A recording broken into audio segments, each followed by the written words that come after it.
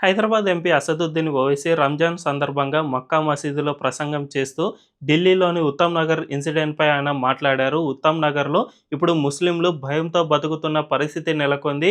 అటు ఆర్ఎస్ఎస్ లేకపోతే ఆర్ఎస్ఎస్ అనుబంధ సంఘాలన్నీ కూడా ముస్లింలు ఏ విధంగా నమాజ్ చేసుకుంటారో మేము చూస్తాం అనే విధంగా మాట్లాడుతున్నారు. దీన్ని బట్టి చూసుకుంటే ఈ దేశంలో ముస్లింలందరికీ కూడా రక్షణ లేకుండా పోతుంది. వాళ్ళు తమ పండుగలను జరుపుకోవాలంటేనే భయంతో బతుకుతున్న పరిస్థితి నెలకొంది అనే విధంగా ఆయన ప్రసంగించారు. నిజానికి ఈ భయాన్ని క్రియేట్ చేసింది ఎవరు అంటే ముస్లింలనే చెప్పుకోవచ్చు. ఉత్తమ్ నగర్ ఇన్సిడెంట్‌నే మనం చూసుకుంటే అక్కడ హిందువులు జస్ట్ హోలీ ఆడుకోవడం వల్ల ఒక చిన్న పాప చేసిన తప్పిదంతో ఒక వ్యక్తిని కొట్టి చంపేశారు. ఇక్కడ తప్పు పూర్తిగా ముస్లింలది కాబట్టి అక్కడ ప్రస్తుతం అలాంటి పరిస్థితి నెలకొందని చెప్పుకోవచ్చు. రీసెంట్‌గా తమిళనాడులోని తిరుపరంకుండ్రం అనే ఒక దేవాలయం దగ్గర కార్తీక దీపాన్ని వెలిగించుకోవాలంటే కూడా ముస్లింలు అడ్డుకున్న పరిస్థితి నెలకొంది. దీన్ని బట్టి చూసుకుంటే ఈ దేశంలో నిజంగా రక్షణ లేనిది హిందువులకే కాబట్టి ఇప్పుడు హిందువులు పెద్ద ఎత్తున తిరుగుబాటు చేస్తున్నారన్నది మాత్రం ఓవైసీ గుర్తుపెట్టుకోవాలి.